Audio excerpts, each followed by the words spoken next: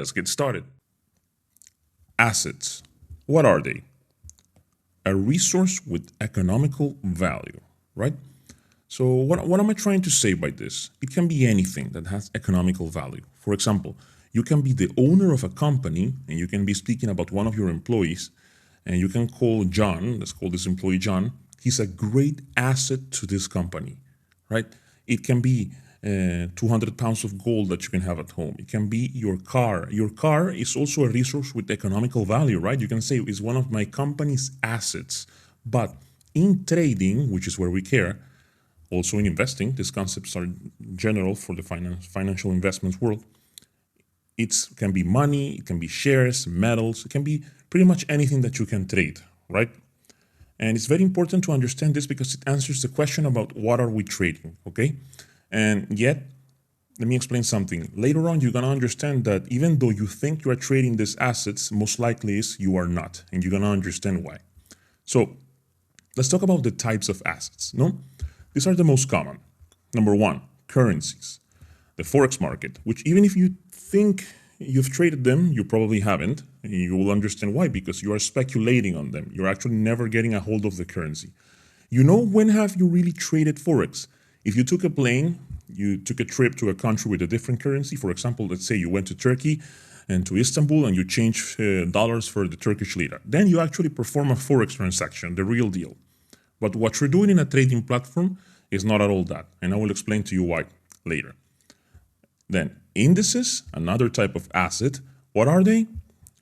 A basket of stocks, just a bunch of companies together grouped by some characteristics. Then stocks or shares, right? Little pieces of ownership on a company. Later on, we will explain, because remember, not just because you own a share doesn't mean you get to take the TVs and the computers inside the company. There is some rules for these shares.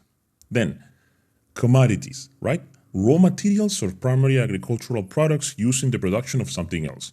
So, for example, oil, we use in the production of gas for the car.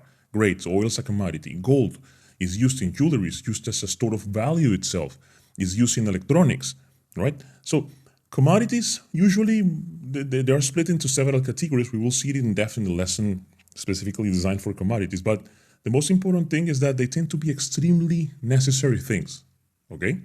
Then, financial contracts, derivatives, this is an asset, okay? They are an asset themselves. Look, an option or a future can be based on the price of the commodity, on the price of this corn. But also we treat it as an independent asset so we can actually separate them and understand what it is we're doing. Don't worry, we'll go deep into it in a little bit.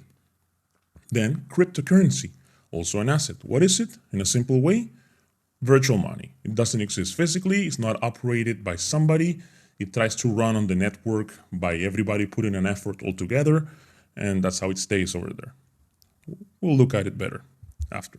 So, the financial instruments, right? These derivatives, what are they? Let's do it together. So, monetary contracts between parties, right? They can be traded, created, modified, and they're known as financial derivatives. Great. These concepts we understand, but what did I just say? Look, this is the asset, this is my share. Then somebody's gonna say, okay, I'm gonna make a paper based on the price of that share that will give me the right to do something. It can be sell it can be buy it can be, I don't know, destroy it can be print copies, doesn't matter. I'm just making up stuff right now. The point is that this paper has no value by itself unless the first asset here exists, okay? And most of the time, what we are trading is financial derivatives. Just think about it. If you're creating, it's like a coupon, right? A coupon that gives you the right to do something. So think about it. What is better for you? To go ahead and trade 100 barrels of oil, transport them, get a cargo truck, be able to move them, or to just go ahead and write up a paper that has the value of these 100 barrels of oil. And then we decide how we're gonna move them or not. Makes sense, right? Great. So what are the most common financial derivatives? No, we only care about the first three. The other two is just to let you know they exist, but these are the most important for you. An option gives you the possibility of buying something at a fixed price later. Possibility, you're not obliged to do it. So I can get an option to buy one Snicker chocolate in 1 month, and not necessarily means that I need to go ahead and buy it because I bought the option. No, I have the option to do it. Then a future, it gives you the obligation to buy something later on in the future, which means you bought the future, you must execute the transaction specified in that future. And then the CFD, the contract for difference. It gives you the ability to trade price differences, just like the name says, If you open a CFD on Apple at 50 and Apple goes to 55, then what you're going for here is this 50 to 55, this $5 difference in the price. Later on in the derivatives lesson, we will expand deeper into what is the CFD, how to use it, how does it work, but it's just to give you the idea of what does it means, right?